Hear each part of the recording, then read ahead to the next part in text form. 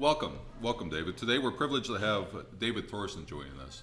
And on David's website, bluewaterstudios.com, he mentions that not only has he biked 10,000 miles, but he's sailed 65,000 miles, including both polar regions.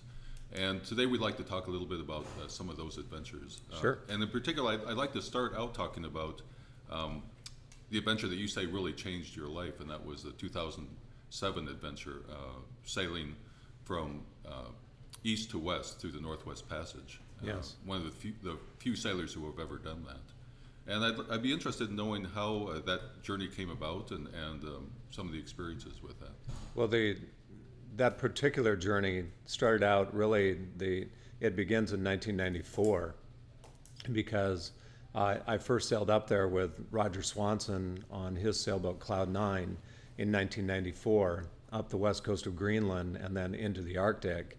And we decided we wanted to give the Northwest Passage a chance, at that point, at least sail the Resolute in that far and see if it was open. You had planned to do that when you Yes, when yes, you began we tried in 1994, and there was just a tremendous amount of ice.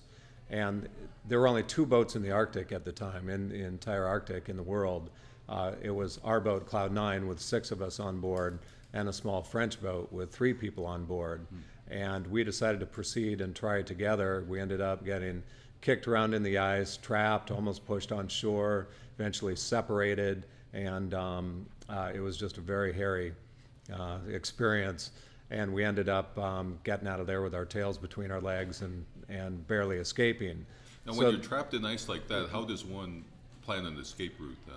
You knew that there was a certain way to backtrack the way you'd come? What you have to, first thing you have to be in the Arctic is patient. And so usually when you're stuck in the ice a little bit that at some point things will open back up. But we all had go bags packed. We had, me being a photographer, I had all my tapes and film at the time, things like that, packaged up and then duct taped, ziplocked, whatever I could find. So I had certain things that if for some reason we were going to be completely squished by the ice or pushed up on shore or something bad was going to happen, we could jump off onto an ice floe, send out a mayday, and hopefully get an icebreaker, a chopper in, something like that, so we could at least get out of there. But we could be on an ice floe.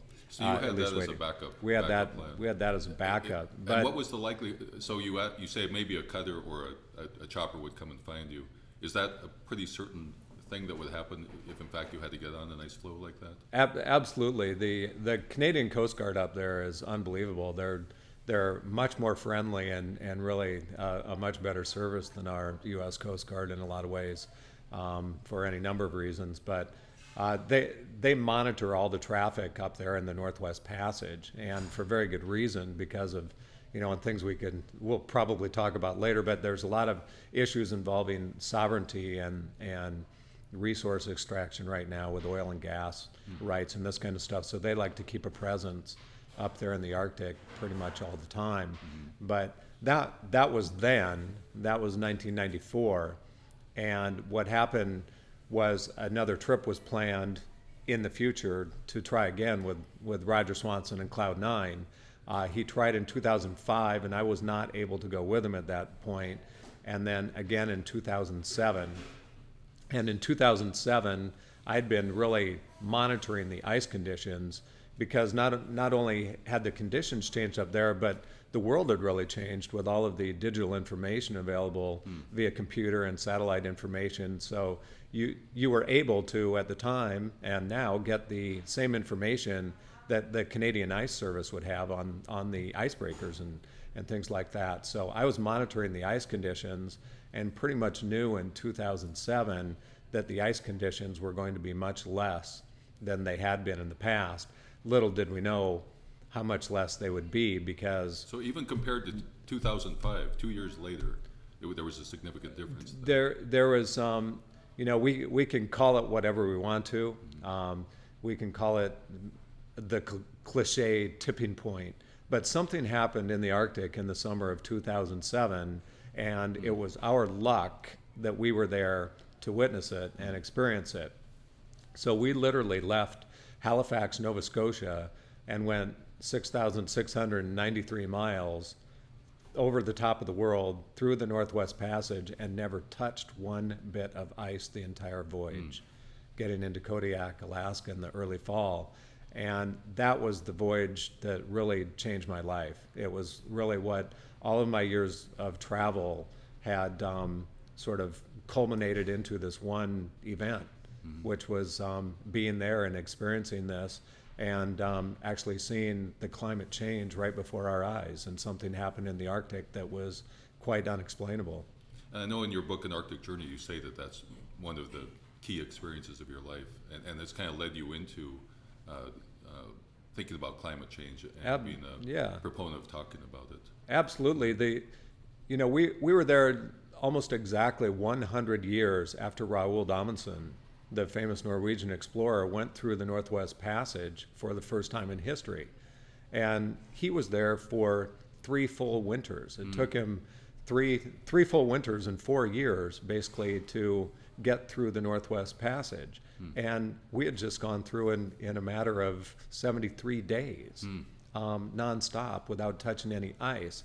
So I think what I was feeling was this kind of profound sense of the beginning of a new era of exploration that somehow I just had become a part of, that this sort of golden age of exploration had come to an end, and there was a new era of exploration that was beginning, and this new era involves adventure with more of a purpose, to really study and find out what's going on with these changes in the Earth's climate. When we look at the books that you've put together, we see that you have an artist sensibility, but you also frame things in a certain way that has an ethic involved as well. And you talk about the ethic of the explorer, kind of reinventing yourself, having the freedom to go out and do things, and the privilege that you've had as an explorer. And it's interesting to see how you frame things in an ethical way. You don't just catalog, but you learn and you progress along the way as a person thinking about these issues, taking it very seriously. Let me say, let me ask a question then about the Northwest Passage. It has a certain place in the adventurer's mind, I think, and going back to 1845, I believe, with John Franklin. He's been written about a number of times, his unsuccessful journey. Yes. There. And I believe along the way you actually visited where at least some of his crew had been buried. Was at Erebus Bay. Yes. And that's a very famous story about the Northwest Passage. And after that, I understand that people looking for Franklin went out and tried to get through the Northwest Passage as well, unsuccessfully also. Can you say a little bit more just about the place that the Northwest Passage has had in the adventurer's mind? Well, there's really 2 eras that are involved in the Northwest Passage.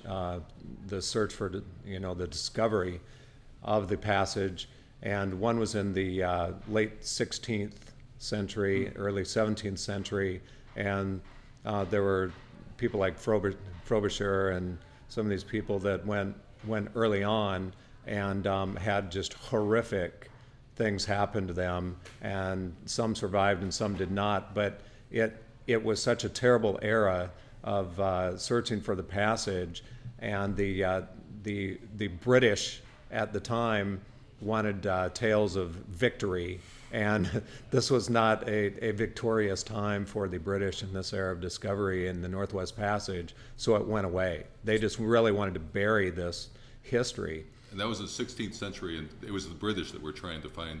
So they were trying to find a trade route. Is that they were trying to find the trade route, a shortcut from one ocean to the other? Then. Exactly, to get over to Asia and the markets in that part of the world, and instead of having to go all the way south and around Cape Horn and around the world that way in the ferocious seas, they were trying to find a shortcut to the New World. And so that really began the search for this passage was 400 years ago, basically. It stopped, was interrupted for a period of time, and then began again. And Sir John Franklin was one of the first sailors to really go back to the Arctic and start looking for this passage, and got deep into the passage at the time, and they stopped in Erebus Bay. This was their first winter where they overwintered, and 3 of the crew members died during that winter and are buried there on the shore in Erebus Bay. They later went on deeper into the Northwest Passage, became icebound, and lost their vessel. A whole number of things happened that were much of a mystery that is still being explored in a lot of ways. But the entire crew perished, all 129 men, over this time. And they really think what happened, amongst a whole number of things, was that like all explorers and expeditions, you have a budget. And they were using new technology. And the technology was sealed soldered tins. So all of the tins had to have the lead solder around them, and they went with the low bidder, so to speak. And so they got bad solders on their tins, and they all got lead poisoning and became insane, basically went crazy slowly over time, and were making irrational decisions probably, and that led to getting them into a precarious position. They couldn't get out at that point. So we visited. We got deep into the passage also in that 1994 try, and Erebus Bay is a beautifully protected harbor, and we got about 300 miles west into the Lancaster Sound and to Erebus Bay, and that's where we met Back of the Moon, which was the French boat at the time. And we spent about a week there probably, and we visited the graves of the Franklin expedition at the time. And then we attempted to get out of there and get south, and nearly had the same fate. So we sort of understood much better the conditions that these guys faced at the time. And just even 20 years ago up there, it was much more primitive, and communications were more primitive. It was barely at the start of satellite sort of navigation, where you could get latitude and longitude and things like that from satellites, whereas before, if you just had your compass, you were so close to the magnetic North Pole that it would just spin around in a circle, and you wouldn't know where you were. So it's a very difficult place to negotiate and navigate. Mm-hmm. For some people, that would be a cautionary tale, but for you, apparently, this sort of adventure overcomes any sense of danger. Cut. We're going to pick this up and try to get more human, less glum stuff and more funny stuff. If we can do that. Okay, Edmonton, people dying of lead poisoning. Continue. We're here with David Thorson, and we've been talking about the John Franklin unsuccessful journey through the Northwest Passage, how you almost came about a similar fate, or at least your boat did, but you were able to follow an escape route back the way you came, I understand. How were you able to avoid the same fate then? You had a route planned back, and the ice apparently didn't crush you quite as much as it could have then. Well, one of the things that I like about the Arctic and these cold places is that you have to understand humility. You have to be humble and understand that you're not in control in these places. The forces of nature are so very strong and just right there in your face at all times. So we had a plan to escape, and we had set a time and date, basically, that if we were not making any progress, we had to retreat, because it's a long way out of the Arctic too. And so we hit our date, and it's just like somebody who's trying to climb Mount Everest or something. If you are not at a certain point by this time of the day or this time before a storm is coming, you better get out of there. And that's what we did. We got out of there, but then it was still 3,000 miles out of the Arctic. We sailed down to the tip of Greenland through Baffin Bay, and then all the way across the North Atlantic to Ireland. So wow. It was a hell of a trip out of there still. And there was a lot of atrophy along the way, including one crew member who had lost over 30 pounds and collapsed when we got into Ireland. But all of this just kind of whet my appetite for more. And it's not like you want to turn around and just do it again, but after a certain amount of time, you do. And so when Roger called again and about going in 2007, I certainly wanted to get back up there and give it a shot because I knew conditions had changed in the Arctic, and that basically set the table for our successful run through in '07, and we became the first American sailing vessel in history to do that east to west transit of the Northwest Passage, which I really wanted to do because it was Amundsen's route, exactly, the famous route of 100 years ago. And along the way, you saw some of the places that he had visited and stayed through the winters. And, That's right. Yeah, we stopped in Joahaven, which was really the as he described it, the most magnificent little harbor in the world. And they hadn't seen a boat for a few years. And when you say they, who is they? They are the local Inuit communities along the route. There's many of these little hamlets, as they call them, that are along the route and full of characters, mostly, they're small towns, maybe between 300 people and 1,000 people kind of thing along the way. And they're a mixture of people from the area. There's, I would say, probably about 80 to 90% Inuit and then some other folks that are there for support. And when you say Inuit, is that is a tribe? Or how would you describe the Inuit are the native peoples that habitate the North. They're the folks that, whether you believe it or not, walked across the land bridge from Siberia across and started inhabiting the Arctic regions and spread all the way across the continents. And what is the language then that you communicate in? Is English well understood? English is understood in Canada.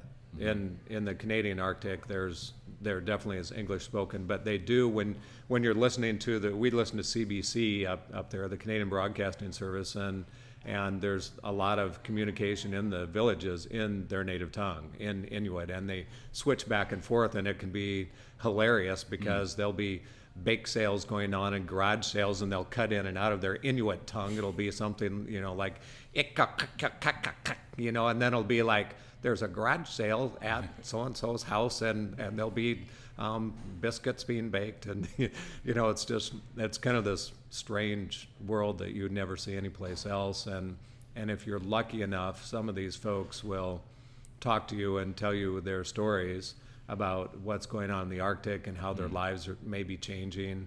And if you're really lucky, they may tell you some personal stories of their own lives and what they do with their fishing and hunting and their sort of yearly rituals that they do in order to obtain food for their families. It sounds very interesting. Were you able to develop friendships among any of the Inuit that you met then? There's one gentleman in particular that I became fairly close to, and his name's Wayne Thrasher. And he was in this little village called Tuktoyaktuk in northern Canada near the mouth of the Mackenzie River. And in '07, we stopped in Tuktoyaktuk going west. And I discovered his little fishing camp at the time, and he had these beautiful whitefish hanging there that he'd filleted. I didn't know him at the time. And I had my camera, and I took a lot of photographs and video of his camp, and I waited around. I could hear his radio that was on, but I never met him. Now, fast forward another 2 years in '09, when we were coming from the west to the east, and when we came into that little harbor, I looked and immediately saw his camp all set up and his fish drying there on the racks, and there he was working. So I wandered over there and started talking to him. I spent the whole day talking to him before I took a photograph because I wanted to earn his trust. And those people have all been burned by people up there with different reasons for being in the Arctic.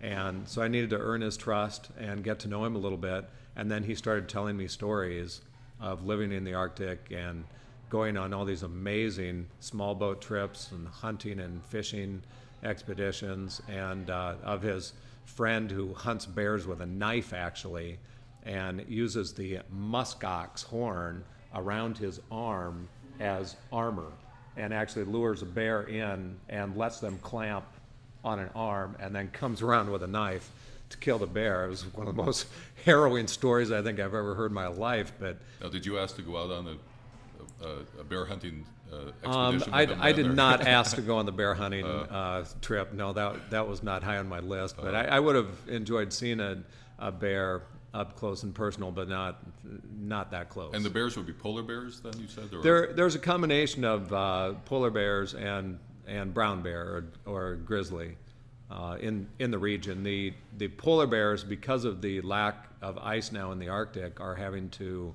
come onto land a little bit more. So, and I believe they developed out of the same family tree anyway, so they might be competing for habitat in the near future. And so polar bears are being seen more and more in some of the villages there. Then is that right? Definitely, as the climate changes. Yeah, the bears are wandering into the communities, like in Point Barrow. When we stopped there on this last trip around the Americas, we had a polar bear that came right on shore in front of us, and they sounded sirens, and the police came out, and they have these rounds that they put into guns that are just noise to scare the bears and get them back into the water, and then the bears are having to swim, in many cases, hundreds of miles to find food, but they're coming into the communities starving, and then they want to eat anything, including you, if you're there. But they're literally trying to get on boats. Also, they swam around Ocean Watch, and we're trying to get on board Ocean Watch. So they're all over in the Arctic right now, and they're literally, because the ice is gone, they're having to swim to find their food long distances. So danger from polar bears is one way that you see things changing with the climate change. And you spoke about this fellow who's a fisherman and makes his living off of the whitefish, I understand. Well, is his lifestyle being changed at all by the way things are changing with the ice as well? Definitely. The ice, because the ice is leaving earlier and it's staying ice-free longer, there's no ice as a dampening effect anymore. And one of the changes in the climate in the Arctic is that it's gotten windier. And there's not a great tide change there. So you might have had historically a tide change of a foot or a foot and a half up there. Well, now what they're having is these storms that are blowing for days on end, and it's pushing water, so they're getting storm surges. And all of these communities are built barely above the water because, think about it, that's where their food is, that's where their livelihoods are. They need to hunt and fish. So what's happening is the water is now tearing these communities apart, eroding their shorelines, and they're having to move their communities in a lot of cases to higher ground or inland if they've been on an island, for instance. Something that you mentioned was a fellow you met talked about another fellow who fought polar bears, and that's not something that is done too often out of the Midwest of the United States, and it sparks my curiosity a little bit more about how that's done, and if you have anything else to add to that. Well, one of the funny stories in the Arctic, and involves personalities, you end up meeting other sailors. You have to, because we're all taking the same route in these small boats, and there's not very many boats that are doing this, just a handful. So you get to know these other guys. You end up being in the same ports and this and that. Well, there's another boat, a Canadian boat, on this last trip in 2009 called Silent Sound, and they were 3 sailors on board, younger guys, and they had been in this little village, and someone had killed a brown bear, and just not purposefully killed it, or it wandered into the community. It was some sort of problem, and it had to be killed. So anyway, the bear was killed, and what they do in these communities is always offer food to who was ever there, right? So they offered them the bear, or at least part of the bear, on the boat. Well, there was way too much bear for them, and they brought it over to us, and so we were all sharing in this bear, and there was the native woman there, this Inuit woman there, and we all had questions about how to cook this bear. And so we asked the woman, how do you cook a bear? I mean, we're on a boat, how do we cook this bear? And she looked at us and she goes, well, you cook it just like you would a polar bear. It's a brown bear. So, sorry. Well, I saw you were. picking it up at the white bear, polar bears. So when she told you to cook it like a polar bear, you immediately understood how to prepare Yeah, a well, brown bear then. we all looked at each other and, of course, laughed because nobody had ever cooked a polar bear before. And then she went on to explain that the polar bear pads were actually the delicacy if we were really interested in getting some of those, but obviously not. So, but I actually cooked the polar bear on board. She went on to explain a little further how to do it. The brown bear. And I actually kind of sauteed it for a while and then put it into a stew. And believe me, it was really gamey. We'd never had anything like it before, but I at least cooked it enough. There were 2 other boats that took some of the polar bear. I mentioned Silent Sound, and there was another French boat named Balloon Gwen. And they did not cook their polar bear long enough, and they all developed trichinosis from this. And one of the other sailors got very sick, and it lasted for quite some time. Debilitated him. So you would not recommend brown bear or perhaps even polar bear I wouldn't. diet? We had our educator was on board with us, Zeta Strickland, at the time, and she was a little bit green anyway. She had never really sailed before, and she had been sick. And I was cooking the bear. I was stewing that bear, and this gamey smell was going all throughout the boat. And she was pretty much over the side the whole time. So it was probably not the best thing I've ever done. Well, that raises the question just of daily life on the boat then. What sort of things were you eating when you were eating brown bear? Really, we eat pretty normal kind of diets on the boat. When you're in a cold climate, you definitely want things that are heavier, more fat, that kind of thing. Eat a stick of butter, kind of stuff. But you really need the calories in order to stay warm, and it's not really cliche. You do eat a lot of fat, and it does help keep you warm. But we had a big freezer on Ocean Watch on our 2009 and 10 trip around the Americas. Huge freezer, and we filled up before we left Seattle. So we had all sorts of meats and cheese and fish and basically a full big size cooler. And then everybody rotates cooking night. So there's 6 people on board. So every 1 out of 6 days is your cook day. And what you usually do is you do the dinner that night and then help prepare lunch the next day, because normally there's some leftovers. And a lot of times when you're cooking, it can be a very, very trying experience, because you might be in rough seas. You have stoves that have clamps on them. Of course, the stove is gimbal, so if you're heeled over one way, the stove tips, so that you might be leaning against the wall or even strapped into the galley to try to cook, and the stove is turning this way and that way, and you have clamps on the pans and everything, and sometimes vice grips and anything else you can find to keep the pots and pans on the stove. That in itself sounds like a dangerous experience. You're on a hot stove on a can be. boat. There have been quite a few accidents in the galley over the years. I actually had one where I was trying to light the stove or light the oven in Cloud 9, and I couldn't get it lit, and gas was still coming in, and finally lit, and it blew the whole front kind of part of the door off, and completely singed my eyelashes and eyebrows off my face. So there are a lot of funny circumstances that go on, but then there's things that happen too, like in a storm, the front of the door shattered on Cloud 9 in a trip years back, so we didn't have our oven completely sailing across the entire Atlantic. So we couldn't bake bread and things like that. And when you're out at sea for 35 or 40 days, you run out of things like that right away that are fresh. So we couldn't bake bread, and we were having to try to make bread in pressure cookers and things like that. And I think I made the most dense bread ever. I made some ginger beer bread or something that was about this thick and weighed 5 pounds. So you have to be able to improvise if you're on one of these trips. Then. You have to improvise. And when I first started doing this with Roger Swanson, my first trip ever on the ocean was a 6,000-mile nonstop sail across the South Atlantic, 38 days from Cape Town, South Africa to Ushuaia, Argentina.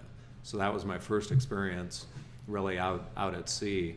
And everybody asked me before I left if I was nervous or if I was scared about doing this big sailing trip, and I said no, but I am nervous about cooking for 6 people on a boat. When you it's prepare scary. for a trip like that, do you know the menu for each day? Is that how you stock the freezer, or do you know generally what you're going to need, and then? If you have favorites, in fact, before I left the first time, what I asked friends, there was a little going away party, and I asked friends to bring me a recipe. That was kind of part of the party that I appreciate, since I was not the greatest cook at the time. I was looking for things that would be easy to prepare, and that I could cook for 6 people on board a boat. So I ended up having this really kind of nice little Rolodex of recipes. And really, as long as there's nothing that's really offensive to someone, you try to cook the things that you sort of like and know best. And so everybody has their own thing, and you end up having really these wonderful meals on board that are quite extraordinary. Are there certain evenings then that people look forward to compared to other evenings if a certain cook is up that night? Or are you looking forward to it in particular then? Or? Absolutely. I mean, it could be Mark's, you might have bratwurst night or something with Mark. He was always cooking some sort of sausage, Whereas who was Dave, that? That was Mark? Mark Schrader, the captain on Ocean Watch.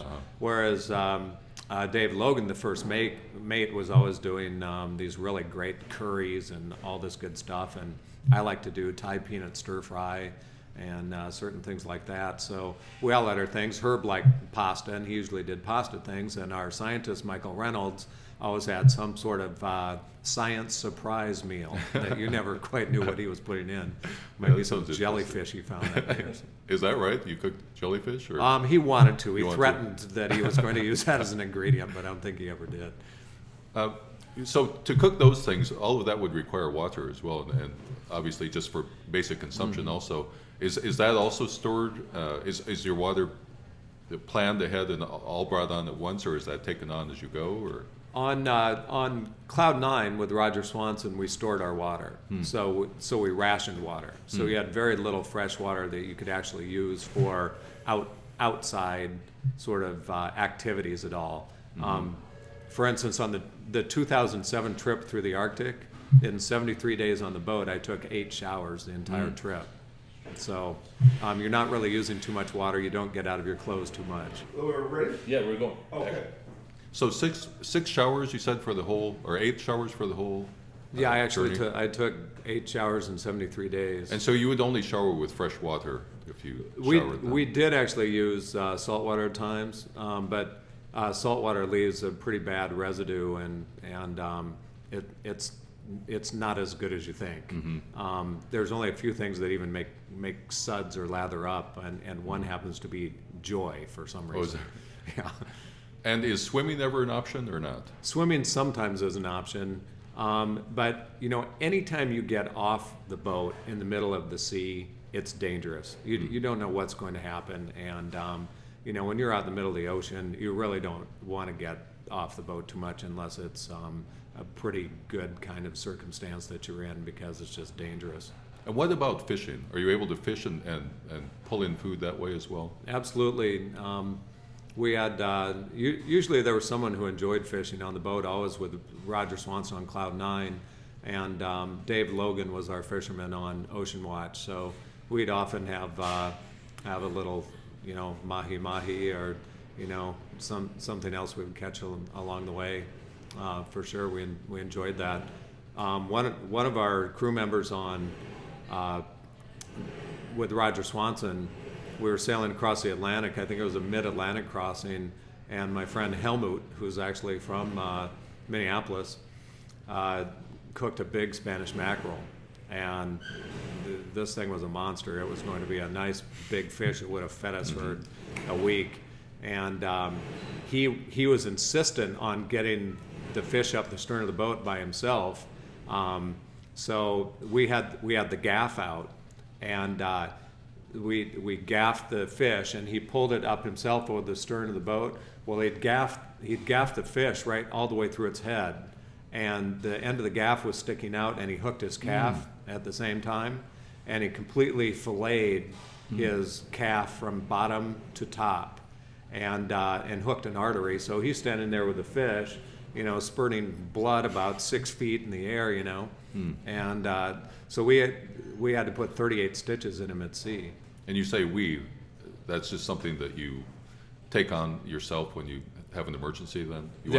You have to do whatever is available, and we were extremely fortunate at the time. Not only is Roger's wife, Gaynell, a retired nurse, but we had one of the sailors who was with us was a 15 or 20 year veteran trauma nurse at the Mayo Clinic. So that's kind of nice thing. That's handy then. Nice thing to have on board. So you were bound to have some emergencies on board, and one story that you mentioned was a person gapping their own leg. Yes, a very good friend and fellow sailor from the Twin Cities area, Helmut Maurer, was a great fisherman, and he had a big one hooked, Spanish mackerel, and he was pretty insistent on getting it up over the stern by himself. So he gaffed the mackerel and hooked it right through its head.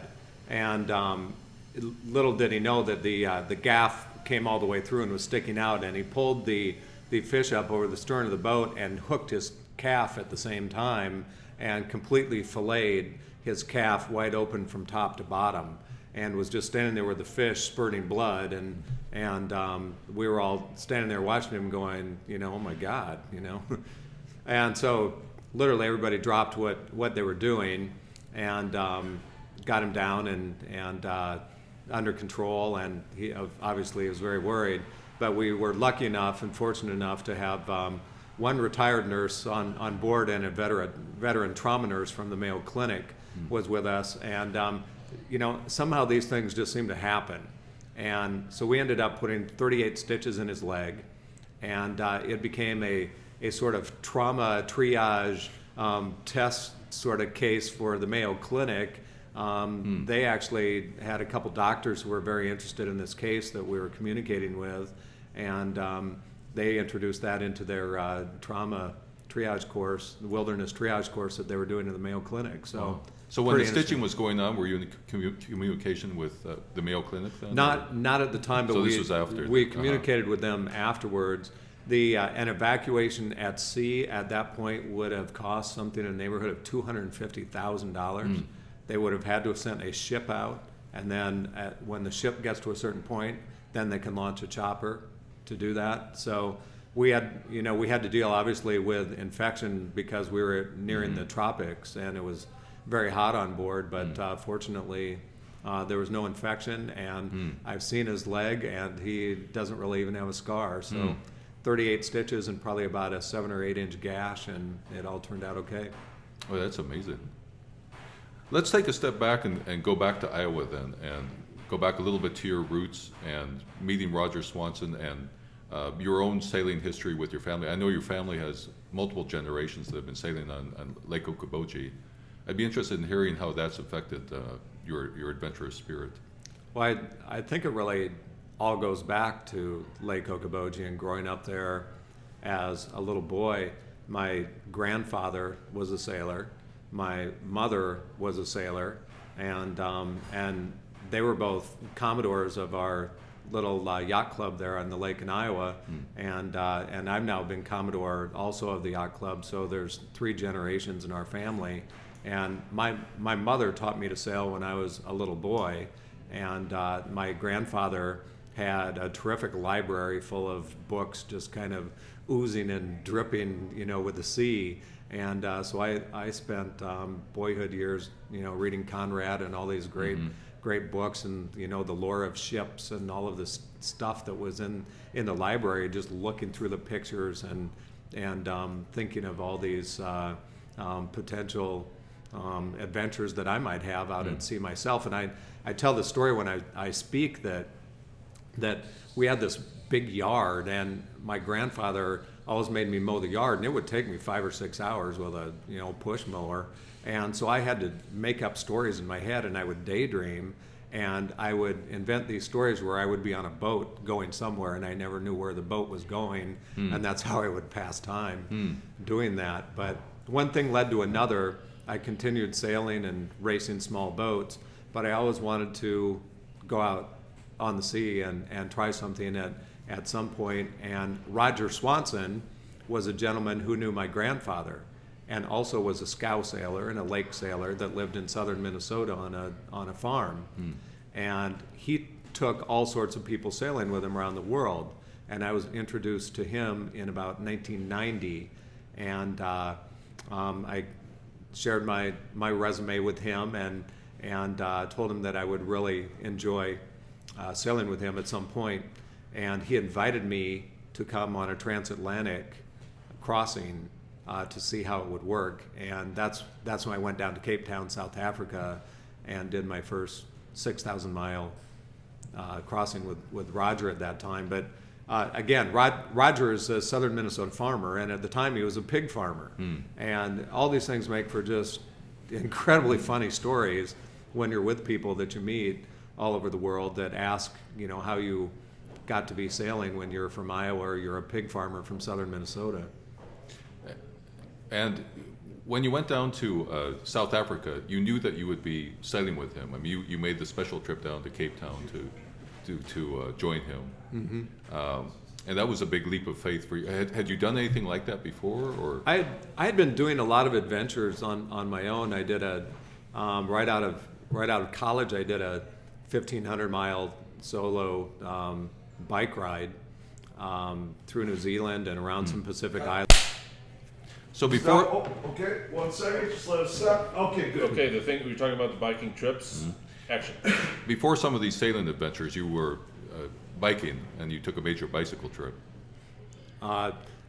Yes, the big trip that I took, that another thing that really changed my life was in the late '80s. I took a 10,000 mile solo bicycle ride around the United States and Canada. Took a year in doing so, and in a similar but different way, it was kind of like sailing and cruising into different ports. You'd stop and you'd set up camp and move on. And I'd been doing this for a while, traveling out west and rock climbing and doing all kinds of things.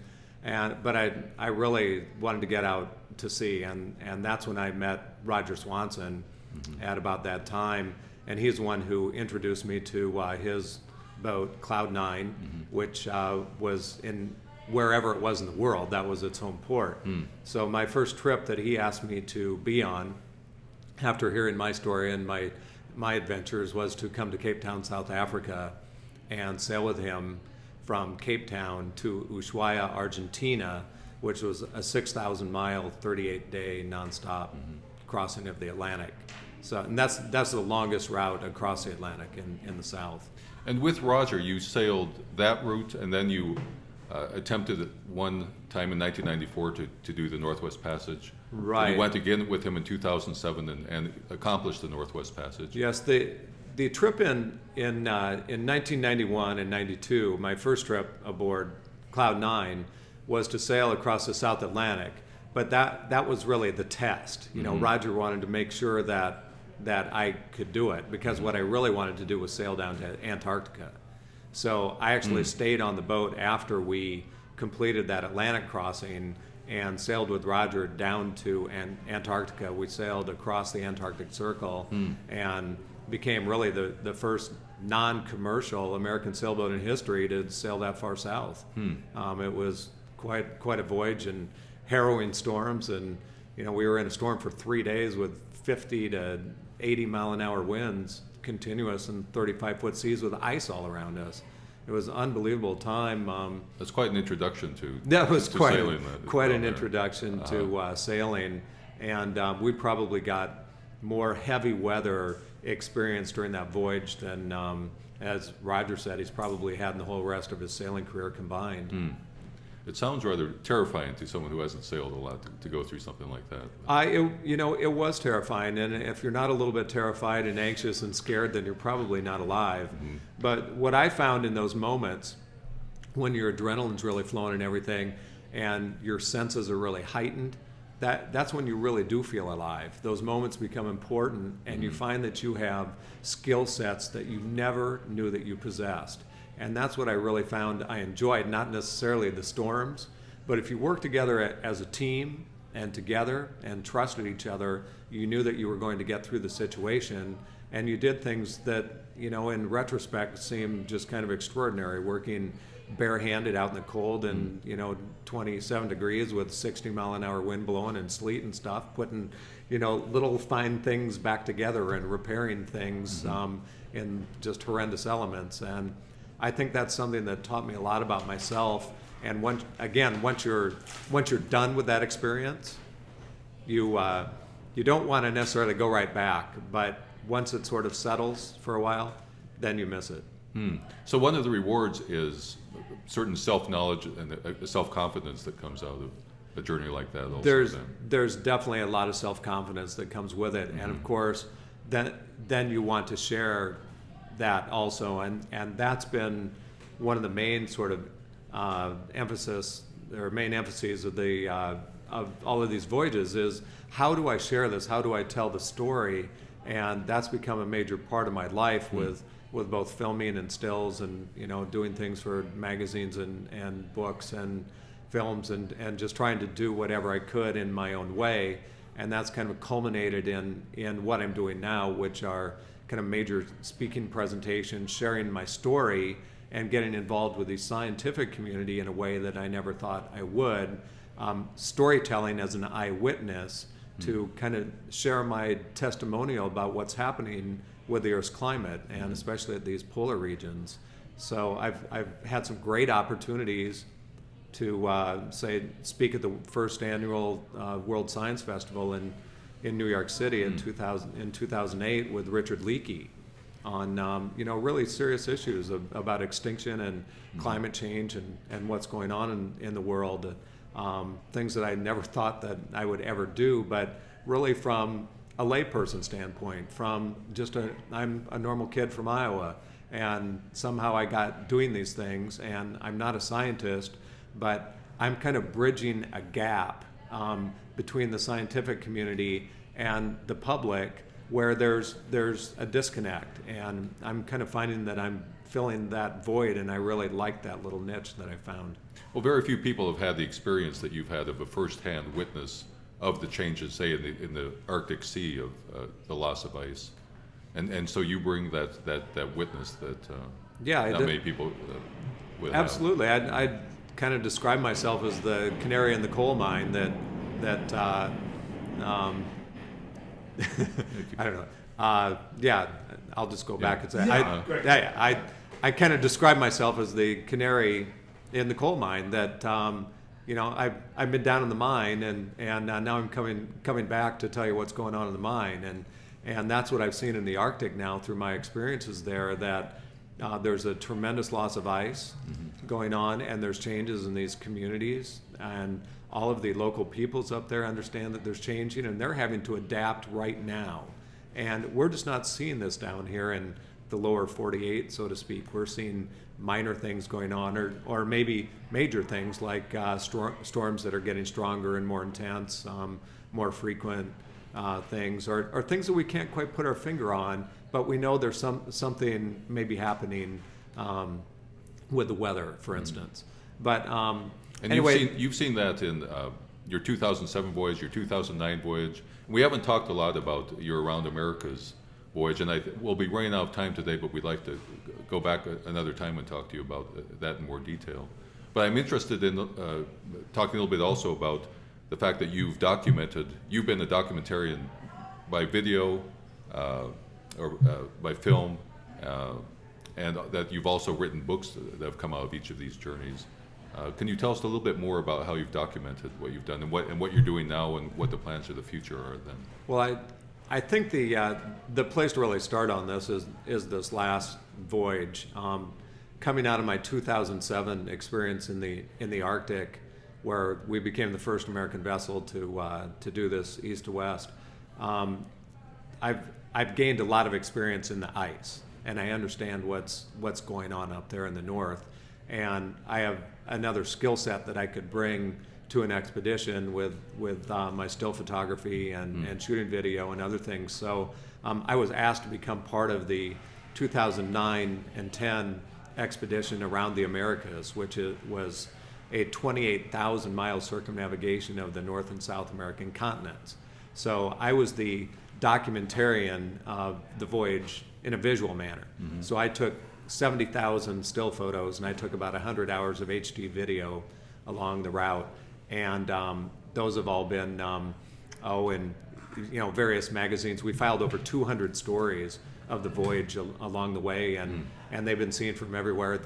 From in New York City on the great big screens downtown in New York City to picked up worldwide by BBC and Reuters and all sorts of things. So we tried to spread the message as far and wide as we could through a writer on board and my photographs and video that we would do both on our blog and website.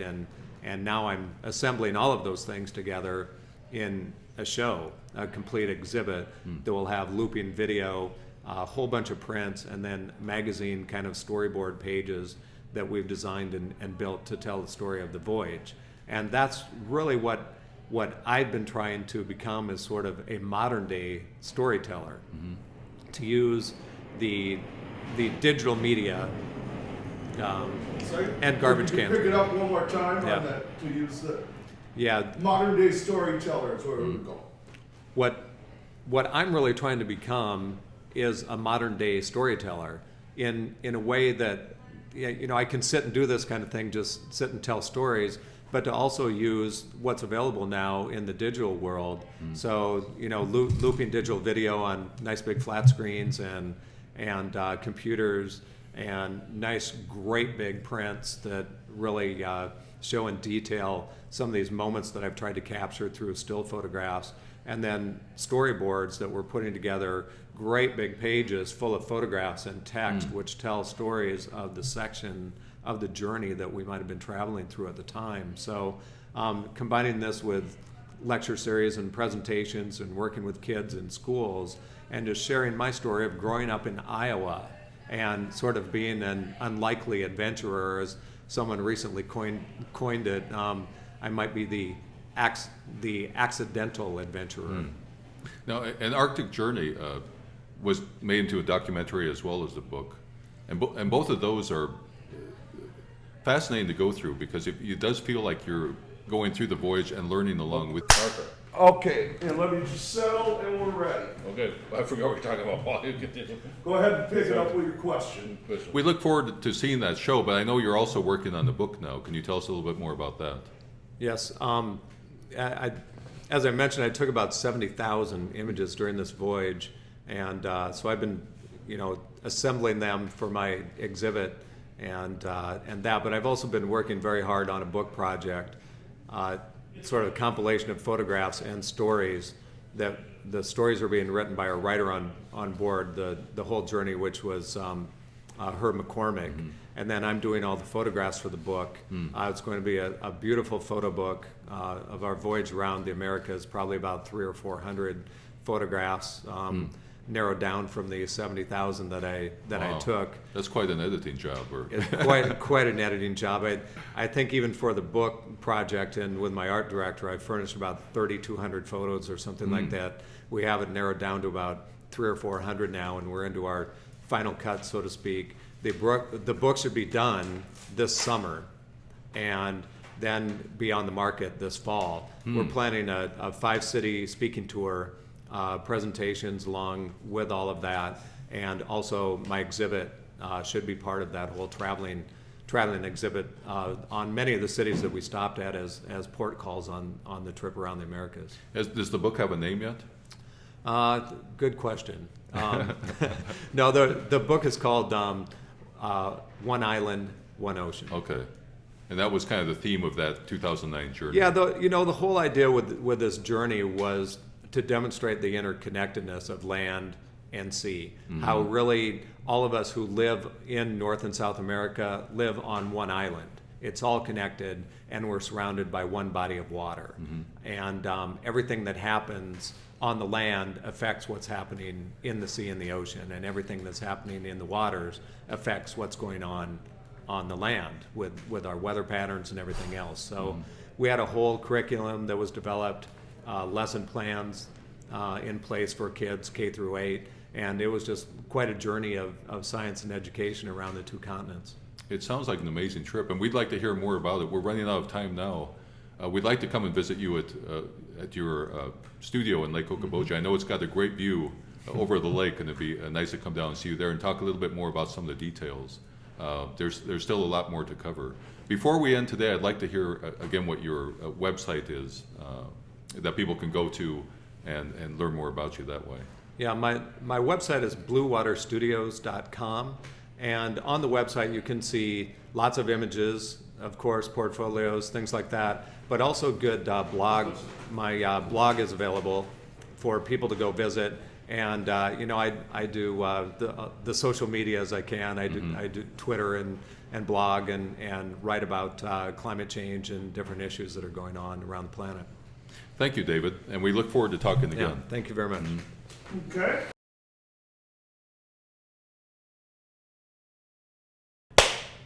Okay, stand by. We're just going for the question again. That's the only thing we're concerned that we still have. And if you want to go ahead and answer it about that, we'll take that too. Before we go, David, I'd like people to know about your website again and how they can get to know more about you that way. Yeah, my website is bluewaterstudios.com, and on the website you'll get information. You can see images, obviously, but also get more information through my blogs that I do. My whole story of the Northwest Passage adventures, all the links to the Around the Americas are there. I do a little bit of social media, so I have, you know, tweets and that kind of stuff. But really what I do there is try to share what I'm doing, where my exhibit might be traveling to, and thoughts on climate change and issues that are happening around the planet. Thank you, David. We look forward to talking again. Yeah, thank you very much. Beautiful. Terrific. Okay. Yeah, terrific. I think I heard the R word. You do, huh?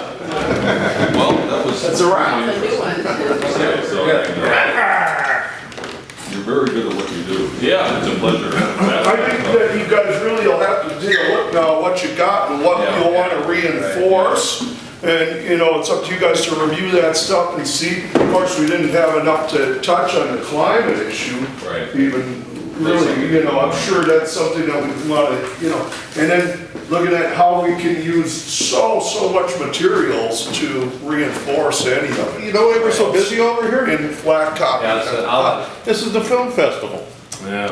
This is where it's gonna take him, this guy, this put that in. Well, thanks, David. Went way beyond. He did a film in Morocco. Oh, that's, you know, I said that, He said, oh, you should keep have these said guys. it. Yeah, I'm sure they're, and sorry we didn't, those props are very interesting, so it'd be great to touch on those. I know next time, and there's such a story behind those. That I think you diving down to cut that rope out is like that's a story in itself. Exactly, and that needs to be, so we need to start to complete it. You guys got to kind of try and say, what are the things that we'll need? Yeah. And that's what we're going to have to go for at Okoboji, because you got great stuff to build on right now. But this guy who puts on that You're down muskox horn and kills bears. I hope I never forget that story. Oh my You God. got some good pictures of muskox. We have to somebody illustrate that. I don't know a lot of people know. It was a trick. There are some pictures of your, the picture of the penguins and the sheep, I think, or Yeah, that there's is quite a lot of those, and I think that if we're down at Okoboji and you're around some of these images, it'll make it really easy to form questions, and we can, you know, we can do some. Oh, we're still recording here.